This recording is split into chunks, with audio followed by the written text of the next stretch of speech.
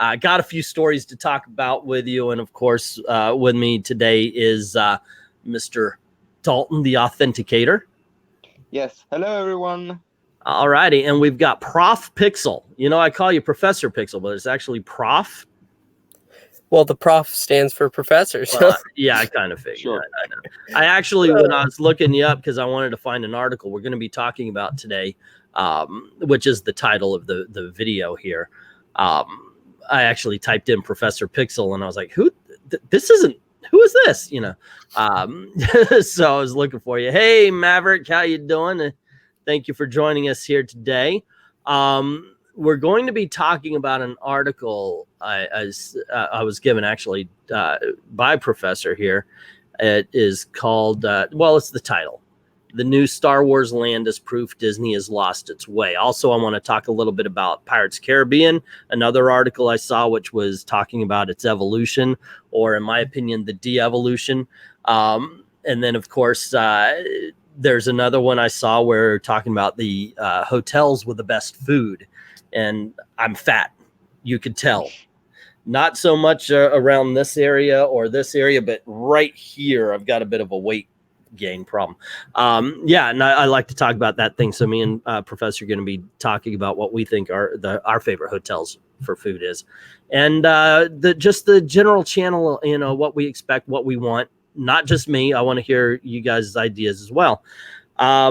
But as I said, first we're going to start off with this article. Okay, and it's let me share my screen so you guys can kind of follow along with it. And every time I do that, something disastrous happening. So excuse me while I mess up everything here. Here we go. It's okay. We'll all mess up together. Oh, there you go. Teamwork and how we how we screw things up around here. That's always warranted and wanted. So anyway, this comes from the Federalist. Tell me when you guys can see it here, because yeah, you know, all right, you can already.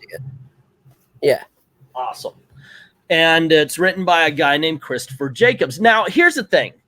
The Professor, Dalton, and myself are not fans of hate culture.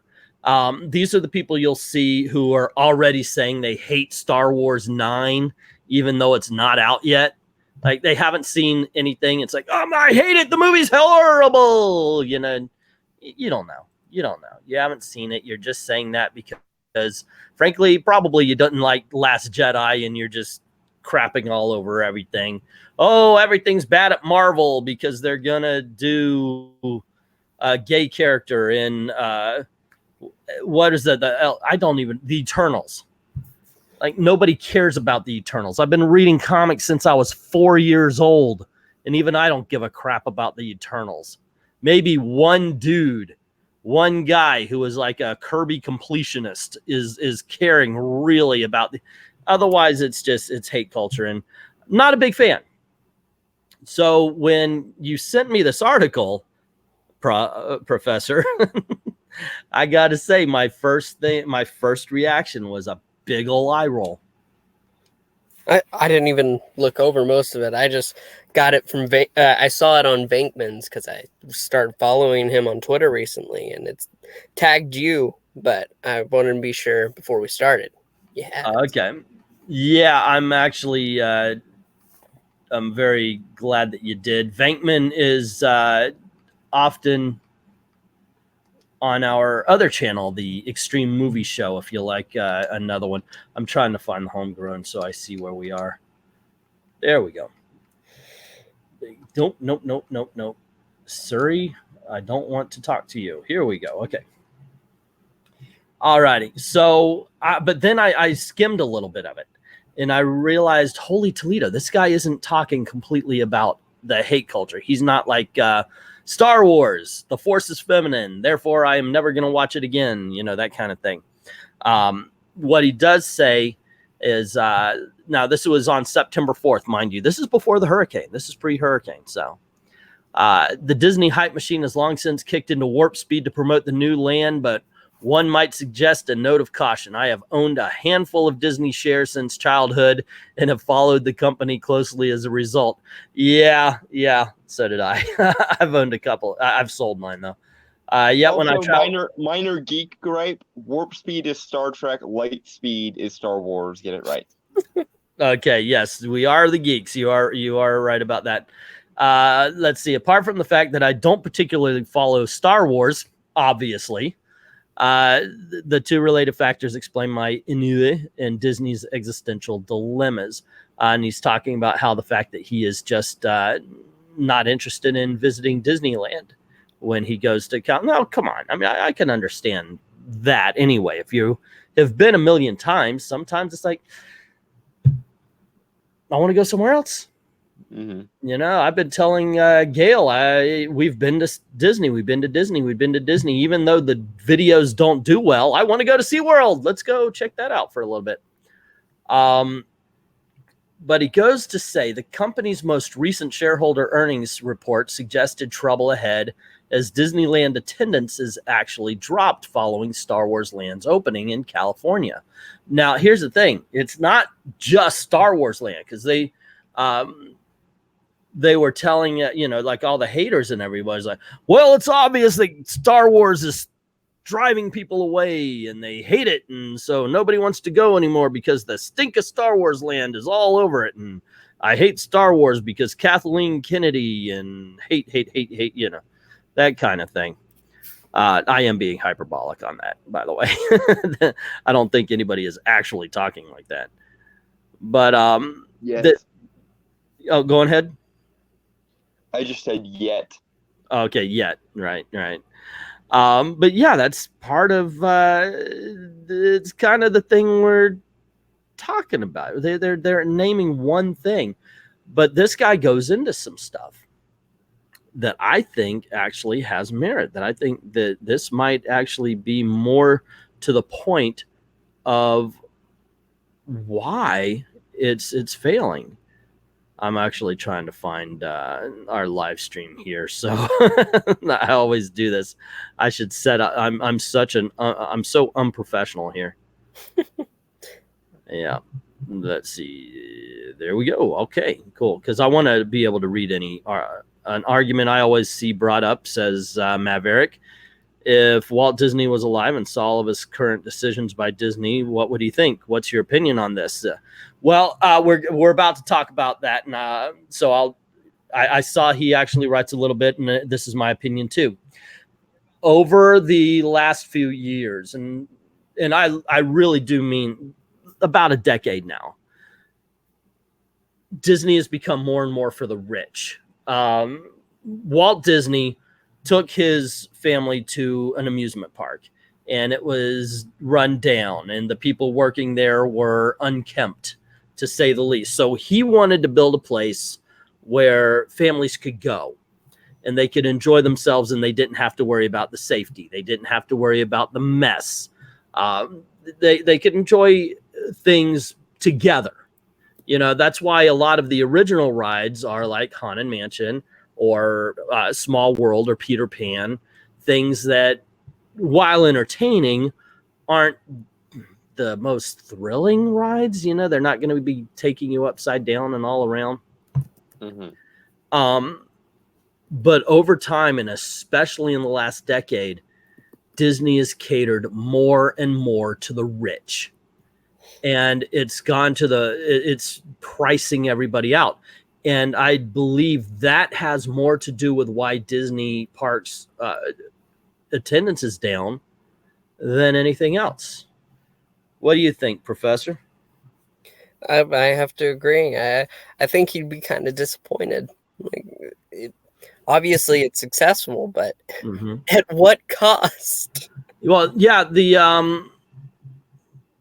opening day for Galaxy's Edge here in Hollywood Studios was huge. Yeah. I remember we were doing the live stream, and I was talking about how I wanted to go there, and I showed pictures of the crowds, and I was like, nope, no, because they were talking about being outside the park and down to what was it, the Beach Club Hotel. which is not close. So yeah, it was very successful. And what's funny is we see some of the haters saying, you know, they went from, well, Star Wars is empty and nobody loves it, to, oh my gosh, look at these crowds. I would hate to be thrown. Oh, okay, whatever, you know, okay. But I actually didn't know that this article was going to be about Disneyland. I thought it was talking about Disney World. well, They can't talk about Disney World having low attendance because that'd be bullshit.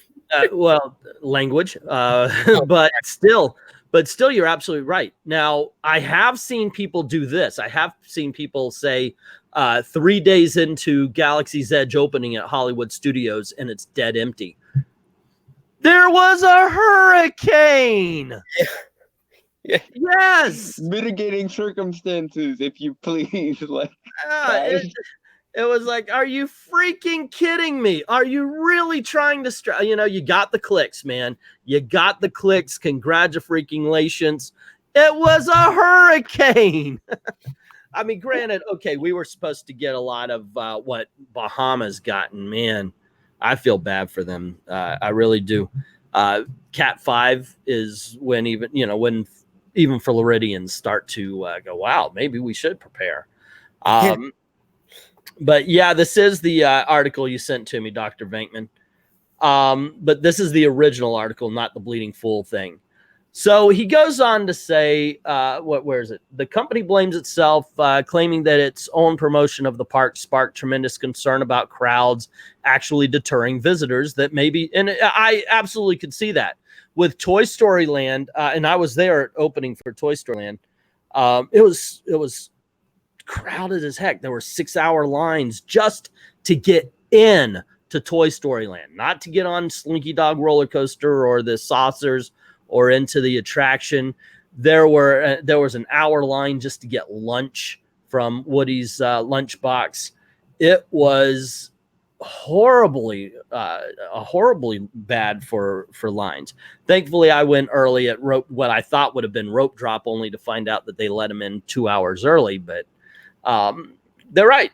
They kept saying, oh, it's going to be busy as heck. And you've got to, what did they do? They said, you got to schedule your appearance. If you want to go to Star Wars Land, you can only go for 4 hours and you have to reserve a time. Did you have to do that? Yes. Yeah. For the cast preview. Yes. Mm-hmm. We did that for the annual pass holder thing as well. You know, you had to schedule it and you could only be there for 4 hours. Now, I didn't test it. I didn't see if I could stay any later. Disney charges as much as they can and see if people pay it. Absolutely. But yeah, I understand, Rob, how you're saying there's no such thing as price gouging. But what they are doing is they are pricing people out. They are definitely pricing people out of it. So they're picking their audience, in all honesty. This whole thing reminds me of the scene from Jurassic Park where John Hammond is talking to his lawyers, and the lawyers are like, people will pay whatever we want them to pay. And he's like, no, wait a minute, hold on. This is supposed to be for everyone. And they're just like, well, we'll have a coupon day or something. I feel like that's the behind the scenes Disney executive at the moment. Like, we'll find some way of getting them in at some point, maybe, kind of. Well, that's how money. Never mind. That's how they're picking their audience, Rob, is they are pricing people out. It really Dr. has. I think you'll appreciate this, Dalton, that Disneyland would be better if they had Benedict Cumberbatch dressed as Doctor Strange handing out balloons. Don't you agree? False. Infinitely false. Anyway. Ruined. And we know that can't happen on this side of the Mississippi. So he goes on to say there was a $299 preview of a new attraction at Disneyland last year, amounting to a $50 per hour charge for the 6-hour event. Now, my thing is this, and Rob from Extreme Movie Show, by the way, if y'all like movies, you haven't subscribed or hit the notification bell on that, you should. We are awesome. But the thing is he's right. Disney charges it, but if nobody pays for it, they're going to stop. The problem is that they've been doing that. And it's not just for something like this. Okay, here's a preview. It's going to be $300. whether you want to do this or not, it's up to you. But one of the things they've started doing is fireworks at night, especially at Epcot. There were some prime places to go, and you would sit down for the fireworks maybe an hour beforehand in Italy or on the deck of France. And then they realized that, oh, well, this is where people are sitting first. This is the best seating. It's going to cost you $50 if you want to sit there. Or you have to buy this $100 dinner plan if you want to sit there. And it's going to be $100 per person. That is the kind of, that's the kind of thing where I'm like, wow, yeah, that's a little off there, guys. The Max Pass option at Disneyland costing $15 a day. This charge gives the added convenience of making Fast Pass reservations for popular rides to the mobile app. You can make advanced Fast Pass already for free here. If they're charging it, this is the same thing that Universal's been doing for about 15, 20 years now. I've actually been wondering when Disney World is going to start doing this. So I'm not surprised to see that Disneyland has picked this up. An additional charge for premium parking. This charge eliminated one of the advantages of arriving early in the morning, command of the closest parking spots. Yeah, they do that here as well. Have you ever actually paid for premium parking though, Professor? We've never had to, no, because we always go with the cast member. Yeah. That's another thing. Just don't. You don't have to pay for it. And if nobody did, then they wouldn't be charging it. Well, one thing we used to do, and we can't do it anymore because they don't allow you, but if you go to one of the resorts and you say, hey, I have a dinner reservation, they'd let you in. You'd park, and then you could take the monorail to the mat wherever you had to go. Yes, you're right. They do not allow that anymore, and I will continue to say that so long because I don't want to see people overdoing it and stop me from doing that, which I do every dang time. What do you mean they don't allow it? They've stopped us multiple times.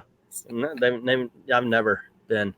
But yeah, then this is where I was like, this is something I thought I was going to go off on this guy for being just one more hater, just one more person yelling and screaming that, hey, this is Star Wars and I hate it, blah, blah, blah, yada, yada.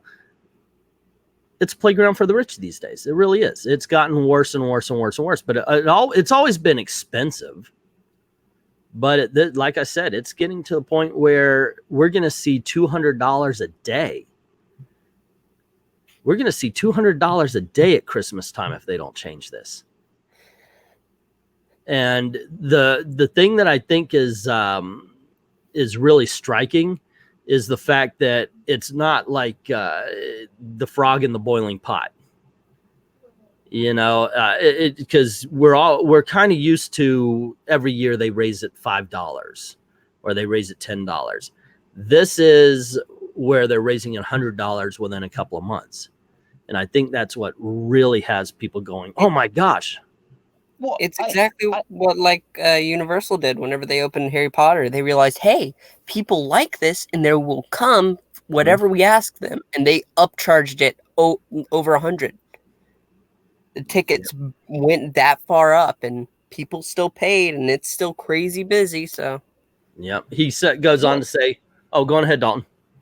It's especially pernicious. I mean, I know you guys are local, so you live around there and you go regularly and stuff, but for a lot of people, Disney World and Universal are like a once in a lifetime, once every couple of years kind of thing.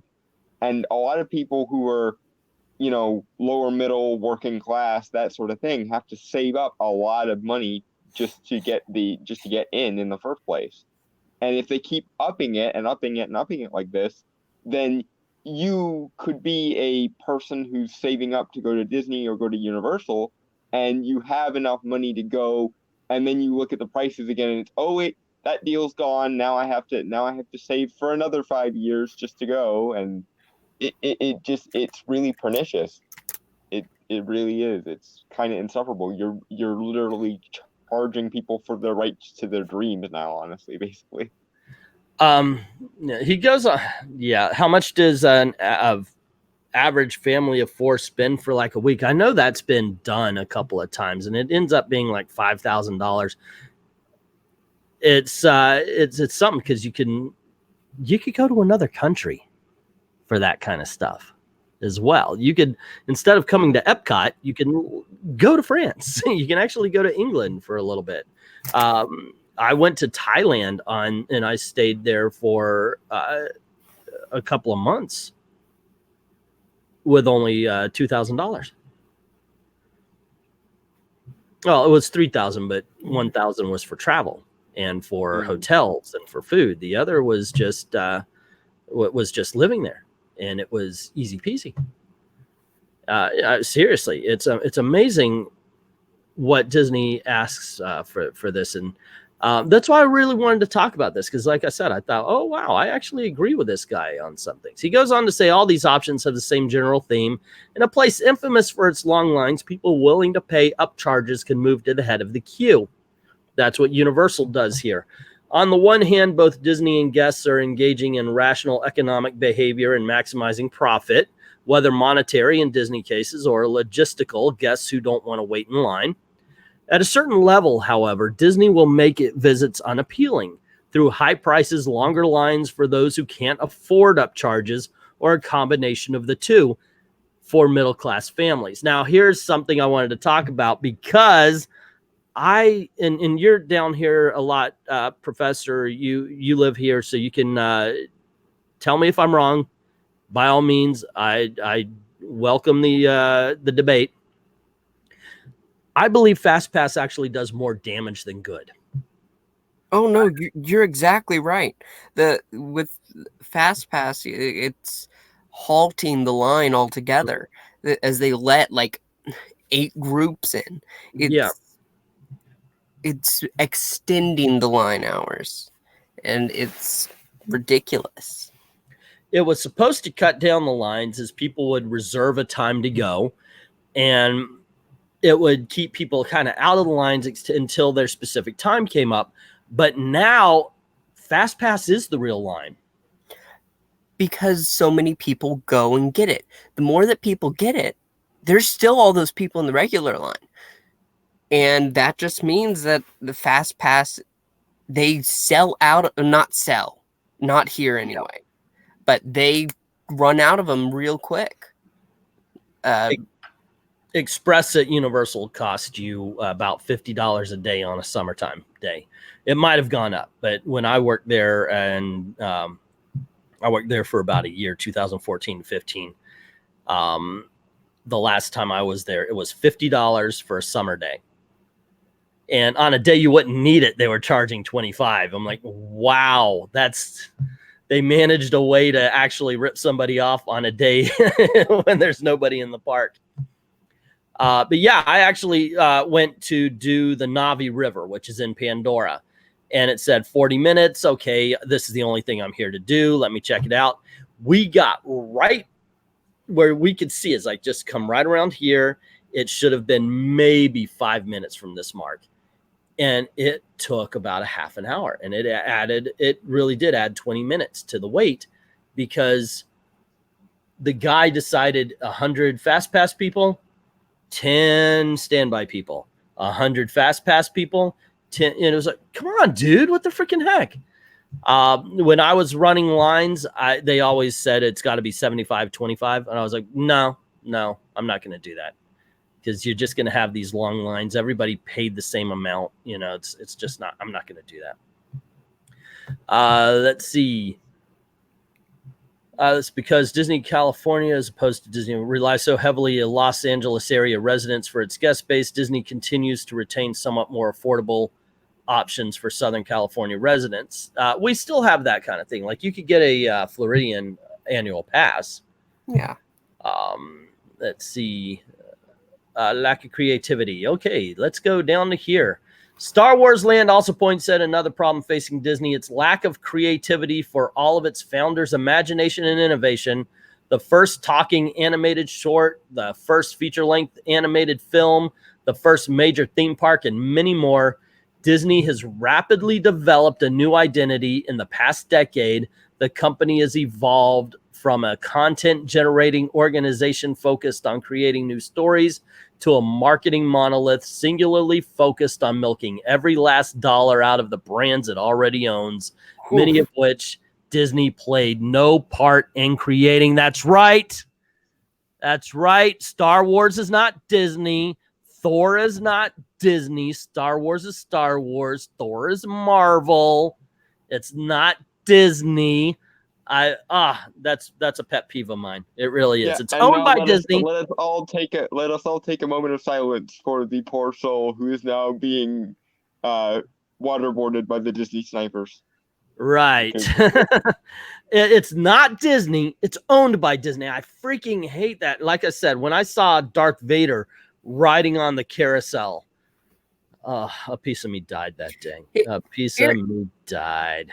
Here's what I'm going to say on the other side of that argument. At least the Magic Kingdom has remained pure. Talking over here, I can't speak for Disneyland because I've never been, so I don't know exactly how it is over there. Yeah. But over here, they put it in Hollywood Studios, which makes some sense to me. If they could get the Avengers Institute over here, or whatever they're calling it, I'm sure they would, and they would put it probably there, because that is probably going to be their new land park. They already have Toy Story Land.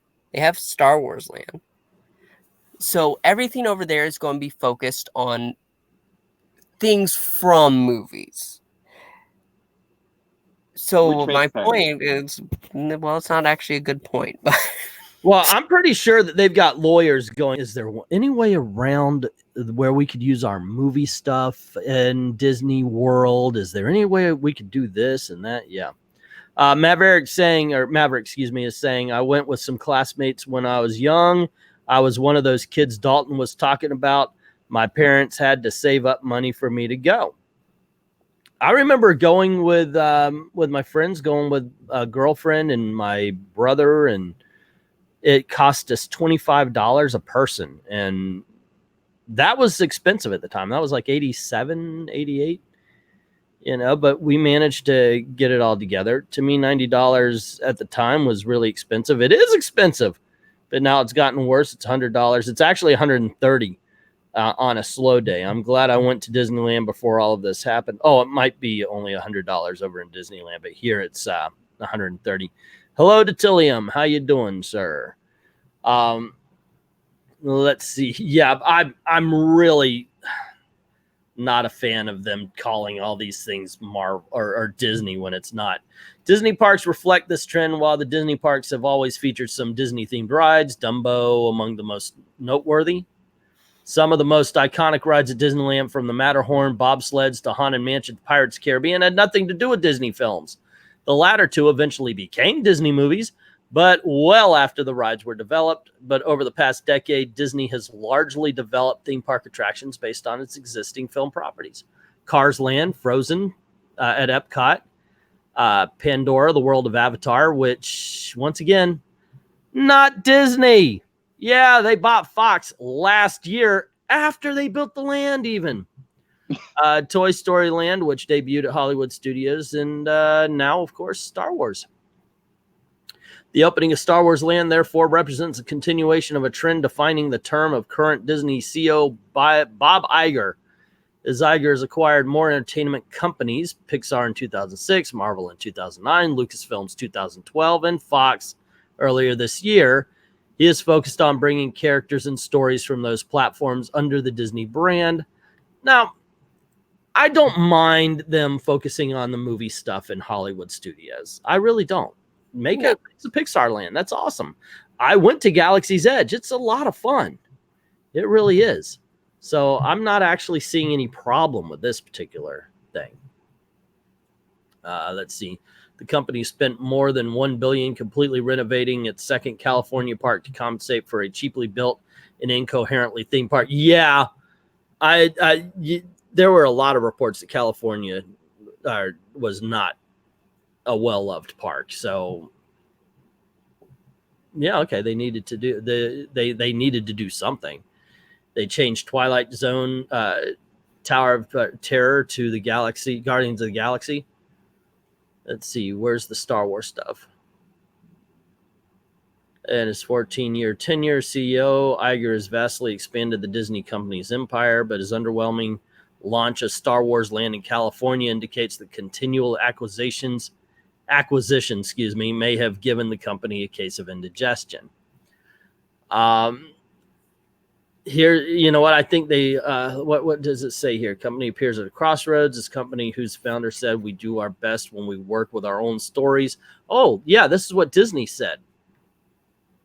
With the company expanding to include franchises not traditionally associated with the Disney name, and with most of its creative content coming from existing as opposed to new brands, another Star Wars sequel, a remake of an animated classic, the company appears at a crossroads. As a company whose founder said, "We do our best when we work with our own stories," become, as one movie reviewer recently noted, creatively bankrupt and eating its own tail by focusing almost exclusively on sequels, remakes, and marketing.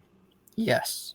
Yeah, absolutely. Now let's be honest. That Disney quote is at least a little bit suspect when you consider the majority of the brands on which Disney built itself were public domain fairy tales and the like. So yeah, it was their take on them. You're right. It was stories that were based on other stories. It was just their take on them. And in some cases, their take on them has become the definitive take. The definitive take. Yeah. I don't remember ever reading Snow White as a kid. Like, I never read the original story. I didn't read Cinderella until I was an adult. And then I was like, wow, that's weird. It's just one of those things. Disney kind of took over these fairy tales. But yeah, you're right. That is a little bit of something you could throw back in his face. And let's not forget the whole rigmarole around Mary Poppins and the whole fight with P.L. Travers on that. Yeah. So, but here's the thing: he was also pointing out the fact that some of the best rides in the parks were Haunted Mansion, Pirates of the Caribbean, things that were based on their own stories, not the movies themselves. And Peter Pan's awesome. Small World, I actually like Small World. That's their own story. Space Mountain's a great roller coaster. So is Big Thunder Mountain Railroad. Neither one of them are based on any property. Expedition Everest is also not, as right. far as we know. Yeah. So you could take it as far as that is concerned and just say, well, yeah, those. As a matter of fact, Pirates started getting changed, but it didn't really begin to suck until after the movie. And yes, I said that out loud. I do not like Pirates of the Caribbean anymore. They've changed it to the point where I'm like, why? I will say that animatronic of Jack Sparrow though is pretty cool. It's a good animatronic. It just, the ride's not what it was. It's not. I will say that I think their biggest failing was not incorporating any new elements along with the movie stuff. Like I remember when On Stranger Tides came out, and right around then they decided to close for renovations. Yeah, I, along with a lot of other people, assumed that they were putting in animatronic mermaids like from On Stranger Tides. In actuality, basically all they did was swap out the Davy Jones projection screen for a Blackbeard projection screen. Well, actually, they do have mermaids along the side. You can see like they're not animatronics, but there's some sort of thing. And they got rid of the dead mermaid. They got rid of the things? It was a dead mermaid. It was like a mermaid skeleton. And that's not what I meant. Some kids were complaining. Where are the mermaids you're talking about? I can't remember. It was after they renovated again, and it showed both Blackbeard and Davy Jones. It was switched between the two. Yeah. When you're going on the boat, you can hear the song playing. You could hear a woman singing. I haven't read it in a while, So this, from what I remember, you can hear a Jolly woman Sailor singing, Boat and along song? the sides there's like a whooshing, and you can see a figure move along the side of the boat. Oh, Okay. did they finally add the mermaids? Because I have not seen read this, they so weren't doing that. by all means, if you guys have seen this, I might look it up on YouTube. I've got to go back there and check it out. Let's see what we're getting here. Disney stock I would classify as a hold, says Extreme Movie Show. Maverick saying Universal is awesome. Characters that walk around, the people in the costumes play the parts well. Yeah, I had a video recently where I just put in some random clips and everything where I met Doc Brown. That was a lot of fun. Disney was really smart about copywriting, leading to where it is today. Yeah, they protected Mickey Mouse, and in turn, every big company with a big character like Batman and Superman, they're protected now forever and a day. Yep. Weak article. He wants to bash Iger Disney, but holds back. No identity crisis. They are what they are, a Borg machine. New implies risk not going to happen now. Yeah, not at the prices they're paying, not the prices that it's costing. It costs a lot to do a Disney animated movie. It costs a lot to do the Lion King. Why not do the Lion King rather than something new? I don't know. We're getting some new things though. It's not like it's all this. It's just I agree with a lot of people though. I'm done with the live action. The Lion King sucked. Aladdin was not good. But I recently watched Aladdin. What did you think? And you can have your own opinion. I hated Jafar so much. He ruined the movie for me. And the final scene of it's nothing like the original, in which it was epic. But they made Iago giant, and that's it. Yeah, Iago had no I know personality. we didn't get the snake scene. I wanted the snake scene. Yes, now that would have been cool to see, like a giant CGI snake. Oh yeah.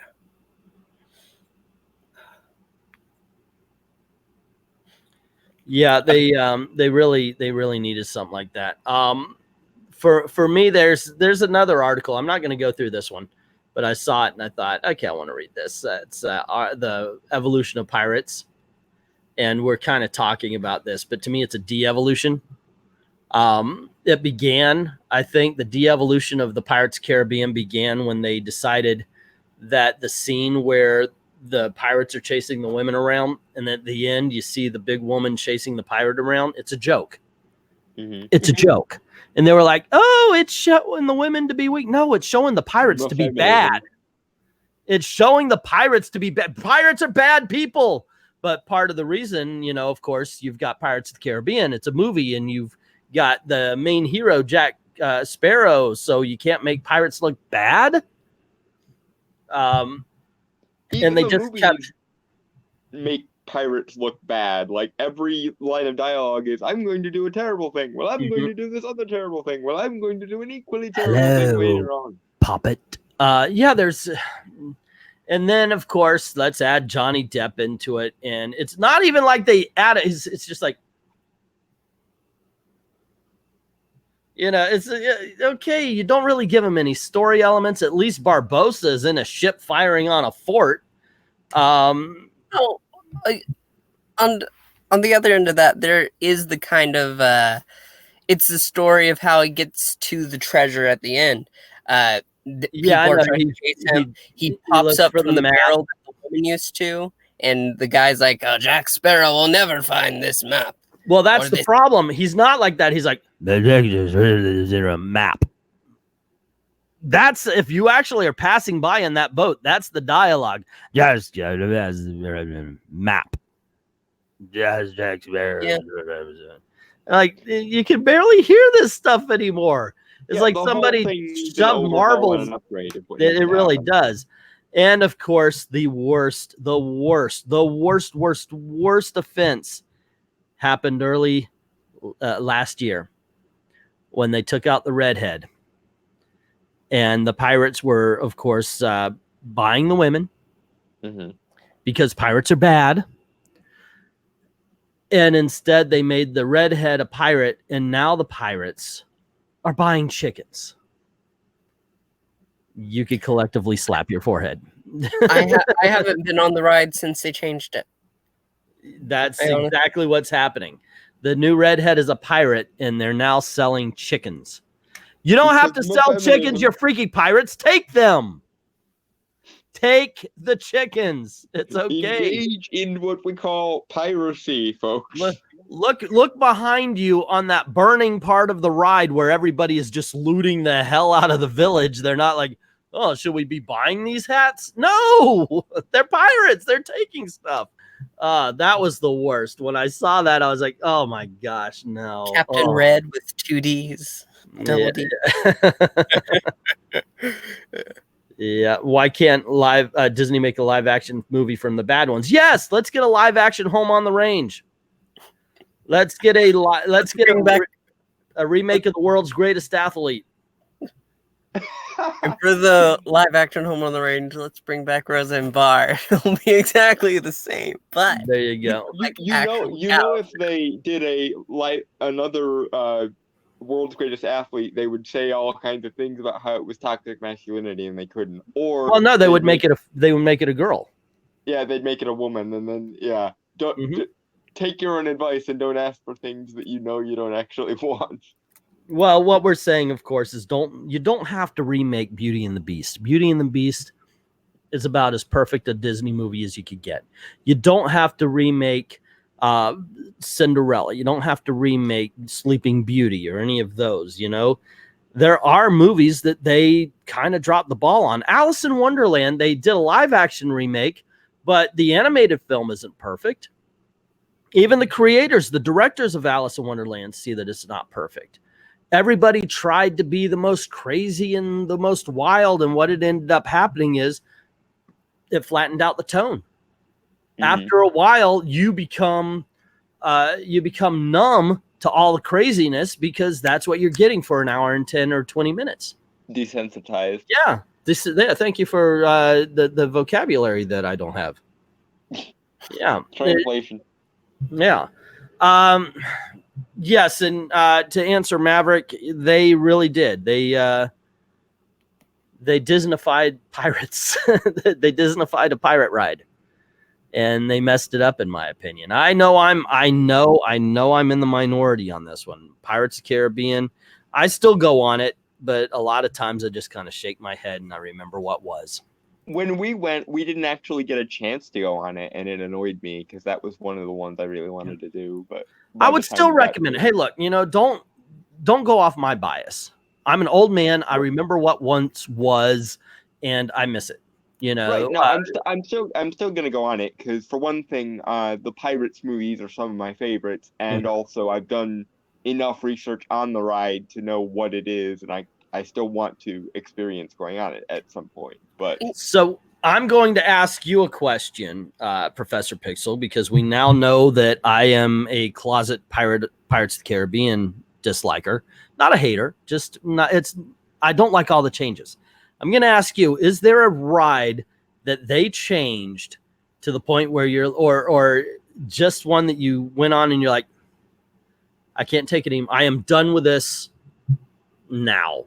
Like, perhaps you even liked it and now you don't. Is there a ride like that anywhere in Walt Disney World? Any of the parks? Let me think. I think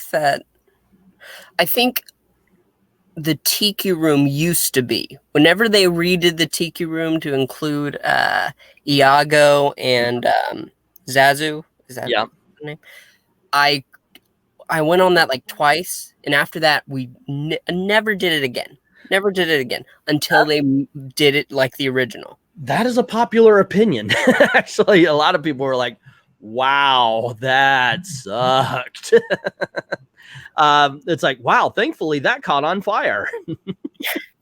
And that is what happened during one show. It caught on fire, and they figured, well, since nobody likes it anyway, let's just replace it with the original. The Tiki God from that particular show is now in the grotto at Polynesian Hotel. It's in a bar. And so there's actually time where it'll go off and they'll start drumming and everything. But yeah, that's one that I agree with you. It's good to hate on, I guess. We're not actually hating on Disney. It's just sometimes they change a ride and it's just not as good. You know what I always thought would be a good idea for a retheming of the Tiki Room if they ever decide to retheme it again? What? Have it be Dr. Facilier's like voodoo parlor or something, because you can do similar animatronics as the old Tiki God, but have it be Facilier's friends on the other side. But it doesn't go with a Polynesian look. And they already I would have... want them to get rid of the Tiki Room in favor of that. Like, I love Dr. Facilier. Me too. Princess and the Frog is one of my favorite movies. I wouldn't want them to change the most classic. No, that would be a Liberty Square. Saying, if they get it in their heads that we have to retheme this, there is still that like tribal mask sort of vibe going with the friends on the other side, so it could work. Yeah. I would go. I like that in Liberty Square. If I were to do a Facilier attraction, it would be in Liberty Square. That would be they perfect. They need to do something with Princess and the Frog, because they just never do anything with it, and it annoys me. Yeah. By the way, if Venkman is having a hard time with his messages, I am not deleting anything. If you guys are using language, I've got dang near every word that could be considered a swear word blocked. So yeah, you do. As I tell Dalton constantly, language. Yeah. But that could possibly be the only reason, but I'm not physically deleting anything. Okay. I think best and worst attractions, that's a topic you and I have to talk about for another time. We'll do your top 10, and then another show we'll do my top 10, and we'll even give Dalton a shot, considering he came down here once. I say get in the car, drive the 13 hours, and let's go. The operative phrase in that sentence is 13 hours. And also, I can't drive, so I would have to drag my family along, and me trying to convince my family to do things that's like outside of their comfort zone. Not exactly the most successful of endeavors. Be fine. Because in all honesty, I'm still not seeing the problem. No, I'm just kidding. Once again, dude, I'm not really trying to keep you out of. This is the Disney Channel, ladies and gentlemen. It's fine. I know you guys, you have more direct experience of it than I do. I do my best to try and keep my ear to the ground in terms of like the behind the scenes stuff and like the history and whatnot. But yeah, but it's good that you could still comment and add to the conversation, even though we're talking about a ride you might not have been on or something like that. And I appreciate that. I just saw this and I want to talk about that. This looks interesting. Can you match the celebrity to the attraction they're in? We're going to have to go over this in just a case. I thought we were going to end with the hotels, but I think we're going to come back and we're going to do this little contest here. All righty. Okay. So I saw this and I love eating out at Disney. I really do. That's one of my favorite things. It's one of my favorite videos to make. Can't do it all the time because it is not cheap. A hamburger and fries will cost you $15 easily out there. That's one of the reasons. And if you watch my Galaxy's Edge preview, where I do the review and I say it, it was like $18.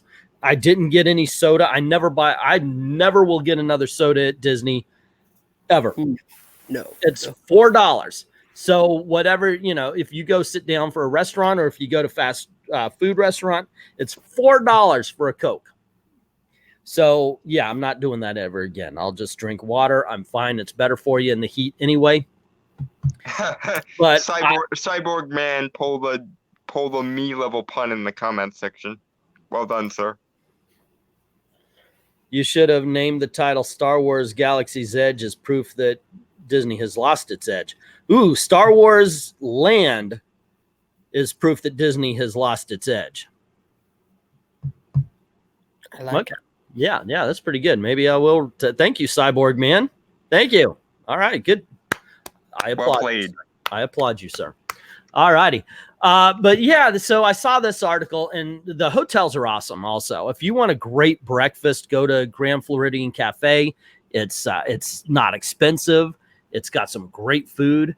I love the Ale and Compass breakfast. The one at the Wave is good as well. But they were talking about what 3 Disney resorts have the best food, and 2 of them are here in Magic Kingdom. And the first one he mentions is the Polynesian Hotel. Have you eaten over here, Professor?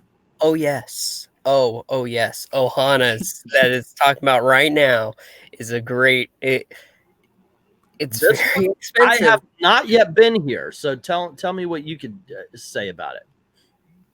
Well, it says right there, it's an all-you-can-care-to-enjoy place where they bring the food to you. So they bring like shrimp, steak, chicken, and you say how much you want, and they bring it on skewers, and they drop the pieces down on your plate. And then at the end, they have this banana bread, I think. This right here?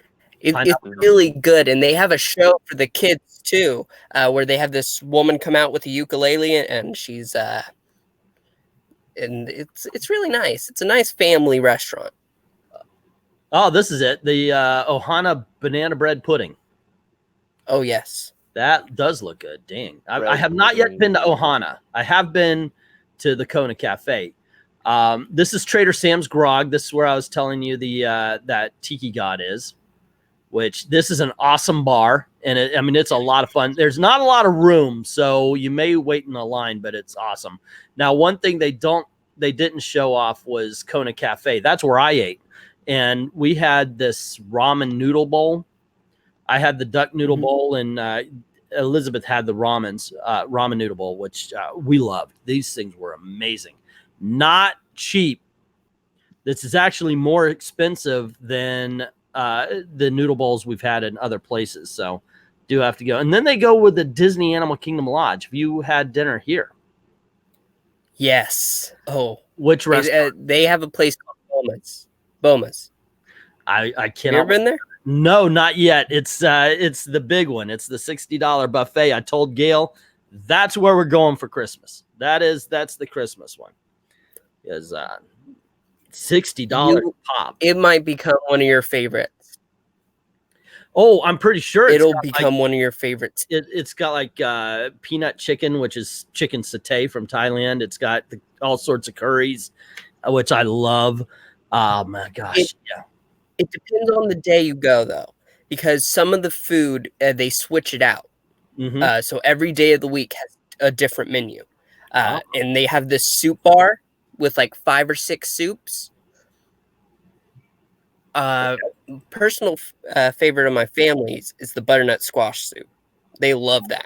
Yeah, I love a good. So if they have it when you're there, you should definitely grab a bowl. Okay. Now, this is something I've had before. This is at SANO, which is one of the best kept secrets in Walt Disney World, because it's in back. The Animal Kingdom Lodge is away from everything. And this is the farthest back you could get is the SANO restaurant. And you definitely get the bread service. This is a little bit more expensive. This will run you $25, but it's got 2 different entrees, and you can get whatever base you want. And it looks out over there, Serengeti. And usually you could see some animals running around and everything. One of the absolute best kept secrets. But also, I would recommend the Mara if you just want to, go in and kind of enjoy the hotel. It's their fast food. It's still the Indian and African inspired food. And if you've ever had one of these right here, it is a zebra dome. It's a white chocolate ganache coated. They have them at Boma's. Yeah, that's where it originated. But you can actually get these. They're $4. At least the last time I went, they were $4. And they are white chocolate ganache coated nibbles shaped like domes, like you can see them. And there's Amarilla liquor, and it's so good. Ooh, yum. So tasty. So I was going to ask you, and we'll close this article out on this question.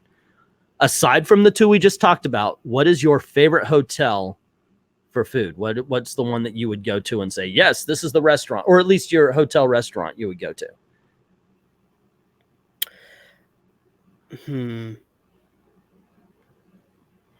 I think I would have to say Cape May. Cape I don't May? know if you've ever been. Yeah, I have not Cape yet May. been It's to that one. all. It's pretty much all seafood, and whenever you're in the mood for seafood, because I have to be in the mood for it. Whenever I'm in the mood for it, it is just fantastic. Okay. Yeah, it's an all you can eat buffet, right, for seafood. Basically, my family goes to all you can eat buffets for Disney. I can understand that. I mean, there's nothing wrong with that. Oh, shoot. Here we go. Where is it? All restaurants. Because if you have a family member working there, they have times where they give coupons. So you can get like up to 40% off a certain restaurant.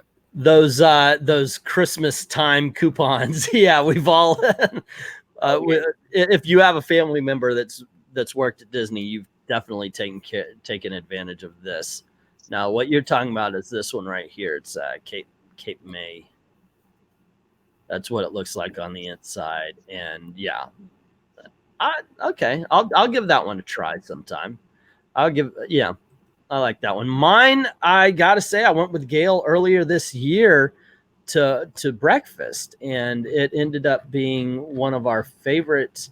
I went to dinner. My mom and I, we got a Peter Pan fast pass at night during summer, and I was like, we've got to go. You know, and she's like, what are we doing?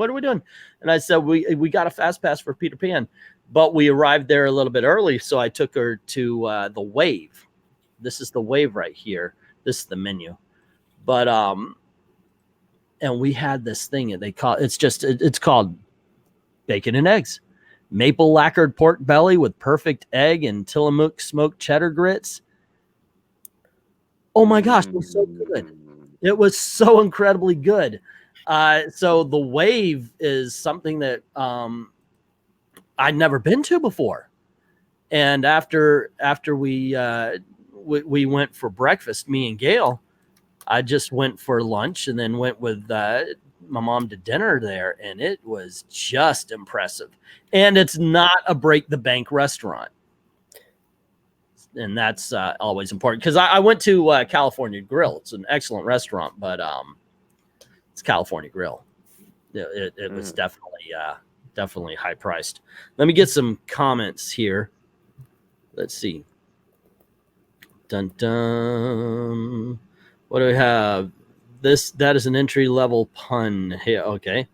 Hey Maranya, how you doing? Food looks tasty. Oh, if you ever get a chance to go to the Animal Kingdom Lodge or Polynesian for lunch, you definitely deserve it. Disney only serves entry level buns. Get it? Entry level buns. No, I don't. I'm surprised nobody called out Cyborg Man for being too edgy. Really? Yeah, I ignored that. Let's see. Rob from Extreme Movie Show is saying, I'm bashing and not trolling, but most food I've had at parks just really aren't that good. And even the high-end ones are hit and miss. He is not wrong. No, he's not actually wrong about this. That's part of the reason why I like doing the reviews, because some of them get lazy. There's one of the worst restaurants is right at the front of Magic Kingdom. It's called Tony's Town Square. It's an Italian restaurant, and it's got a reputation for being horrible. And it doesn't need to get any better because it's right at the beginning of the Magic Kingdom.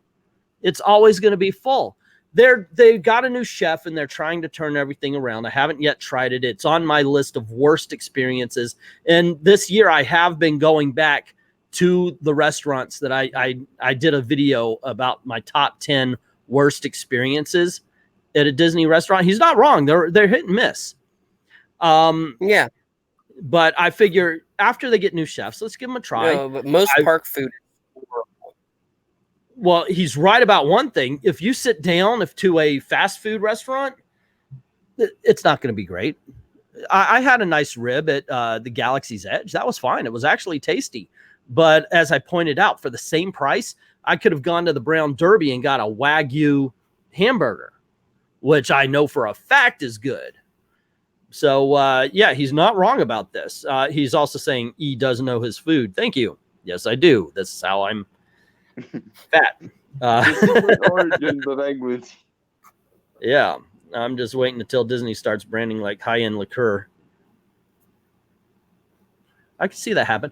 We went to California Grill for Elizabeth's birthday last year, and I got a lychee glazed salmon, and Elizabeth got her like ahi tuna meal, and she loved the tuna. And I tried a little bit of Gail's pork, and it was amazing. Tried a little bit of Ashley's lamb. Oh my gosh, that was to die for. Tried a little bit of there was Ashley's boyfriend gave me a piece of the tamarind glazed steak that he had. Oh, spot on. That ahi tuna was seared perfectly, had the nice strip of red right in the middle of it. Tried that out, it was good. And I took a bite of that salmon, and it was bland. It really was. I'm not a big fan of salmon in general. So. I usually do order fish when we go out. Now, it wasn't bad. It had an okay flavor, but there you couldn't really tell that it was glazed or anything like that. You couldn't tell that there was a sauce on it, and I thought they really dropped the ball on that. The sides were awesome, but the star of the show should have been that salmon, and they just didn't make it. And that is the high end, or not the biggest restaurant, not the most expensive, but it's the second one down. And that, you know, there was a meal that I would have passed on, you know? So yeah, he's absolutely right. It is hit or miss. So yeah, I know I'm patting myself on the back, and I know I'm going to do this, but hey, that's why you pay attention to reviews. And here's something, don't just pay attention to the big guys, pay attention to us little guys, because we are definitely spending out of pocket. I'm a big fan of a guy named Tim Tracker, but often he says, Disney invited us to have dinner. That means you're not paying. You're not getting what? Yeah, you're not paying, so you're not getting the exact same. You're not getting the same feeling. You're not getting the same experience we're getting. If you drop $40-50 on a meal, or in this case, it was $100 a person. If you drop that much money, there's that feeling right in the pit of your stomach. Did I get an experience worth it? Not just the food, but it's got to be the experience, the service, the atmosphere. Is there a show? Are the characters walking around? Now, we thought we had a great time, and I do not consider that a bad experience. It was my daughter's birthday. They did a lot for her. They actually created a cupcake for her birthday. Not make her a cupcake like, okay, we do these cupcakes and here's one for you. They created a cupcake that was not on the menu for her. A custom one? Yeah. And yum. Oh, it's so cool. Yeah, it was a Boston cream cupcake, which I thought was funny because it was like a lava cake in cupcake form, where it had the chocolate and everything, and when you cut into it, the Boston cream just oozed right out. It was so good. And now that we've all been made hungry. Yeah, I'm starving now. Where was that? This was California Grill. And also, of course, you could step out onto the balcony and watch the fireworks. So yeah, we had a great time. We had a great time there. But there you go. Those are some of the better places to eat there. And thank you very much, Rob, for bringing up what you did, because I absolutely agree with it. You really do have to be careful with some of the restaurants, because they get lazy, because they know they don't have to improve. Beauty and the Beast, the Be Our Guest, did the same thing. That's why they changed their menu, or one of the reasons anyway. Have you been there during dinner hours for Be Our Guest? Nope. I just made a reservation for my mother's birthday. So we're going to go been there either. Yeah. We went when it first opened, and I told them I was allergic to onions. And so they gave me this fondue sauce with leeks in it. I told them I am allergic to onions. Can you do this? Can I get the fondue without leeks? And they said, yes, you can. So It was a salmon dish, and I took a bite. Whoomp, but that was during fast food hours, right? No, that was dinner. That was dinner. Oh, it was actual dinner? Oh, gosh. Yep. Let's see. Thanks. I made everybody hungry. You, sir, are food extremes. Thank you, sir. All righty. I want to check out this quiz, see if we can pass it, and then we'll close up shop here. All right. All ears neck quiz. Can you match this? I'm giving them a lot of advertisement, like they need it from me. It's time to test your Disney park knowledge with another all ears quiz. This time we're finding out how much you know about celebrities in Disney parks. Okay, can you match the celebrity to the attraction they're in? Lots of famous folks lend their voices to Disney attractions. Do you know? Okay, let's see. Judi Dench. Oh, that's easy. You know this one, right? Yeah. Professor? Yeah. Spaceship Earth. Spaceship Earth, yep. All righty. Not for long, though. They're changing it. Yeah, that's true. Okay, so Ellen DeGeneres. Where would you have seen Ellen DeGeneres? You know this one, Dalton? And not off the top of my head, no. It's closed now because Nemo and Friends, because Dory. Oh, you know what? That's not what they're going for, because they said, where could you see Ellen? Not just hear Ellen. And that's closed now. So you cannot see her. I would trust your reviews more than subsidized Channel E. Thank you, Maranya. I appreciate that. But yeah, you would see her at Universe of Energy. Let's see. Next question. Where would you see Gary Sinise? Oh, I know this one. How about you? Do you know this one, Professor? Space Mountain, Horizon, Spaceship Earth, Mission Space. Where would you see Gary Sinise? Mission Space. He always looks at you like he seems kind of dead to the world, but he's still going on. There you go. Let's see. Number 4. Where can you hear Robin Williams? Wait, I didn't pick PhilharMagic. What are you talking about? I must have accidentally clicked on it. I would have picked the Timekeeper. This is an old quiz. Where can you currently hear Bill Nye, Dinosaur Interventions, Universe of Energy, or Living with the Land? This is an old quiz. How old is this one? September 9th, 2019, and you're bringing up the Timekeeper? Okay, where can we hear Bill Nye? Dinosaur. Dinosaur? There you go. Let's see. Where could you hear Morgan Freeman? Let's see. Liberty Bell, American Adventure, Hall of Presidents, or Haunted Mansion? I know this one is Hall of Presidents. Next question. Which 2 attractions can you hear Patrick Warburton? Soarin', Mickey's PhilharMagic, Test Track, Mickey's PhilharMagic, Test Track Star Tours, Soarin' and Star Tours.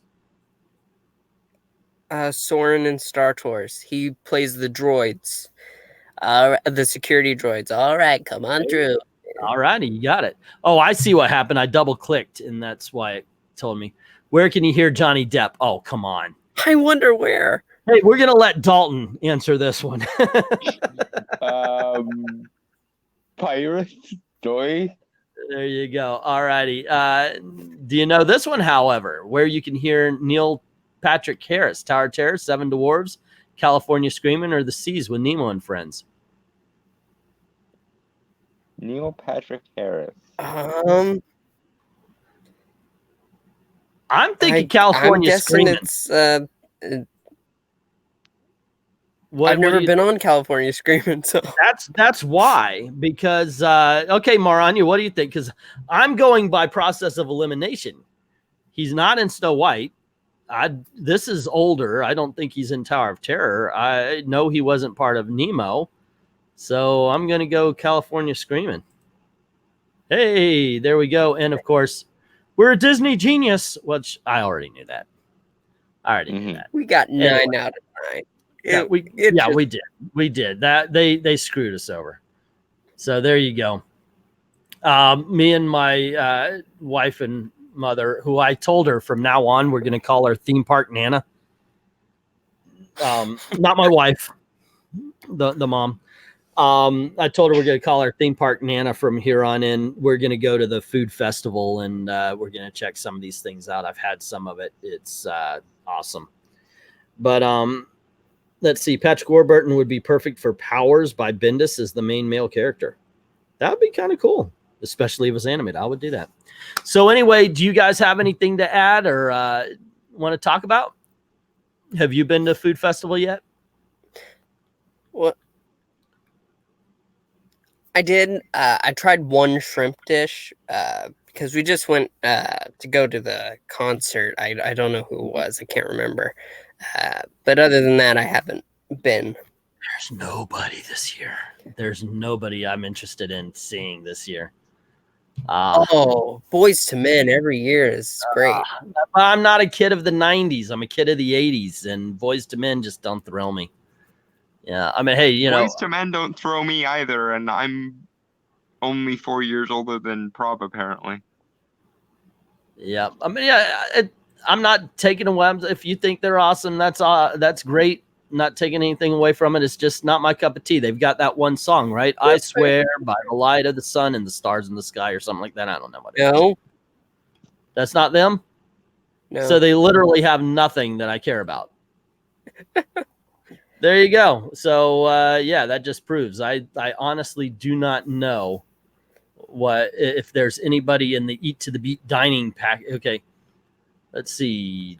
Eat to the Beat concert series. Here it is. But yeah, they gotten to me. It's okay. What I thought? Give me the freaking schedule. Here they are. Plain White Tees were in August. What are we on now? We're on 9th. So tonight was Lauren Daigle. Who the freaking heck is that? Jamie Allen's next. Then, huh? It's one of the. They have a lot of Christian artists coming there. A few years ago, they used to have like a Christian artist thing in the Magic Kingdom that you had to pay for a special event. Yeah, but they got rid of that. So I'm guessing they just got the artist and they said, "Here, you can go here." Jimmy Allen, Tiffany. I think I'm alone now. Smash Mouth. Okay, maybe Smash Mouth has three songs. Everclear, Starship with Mickey Thomas, Postmodern, Blue October. My gosh, for Disney.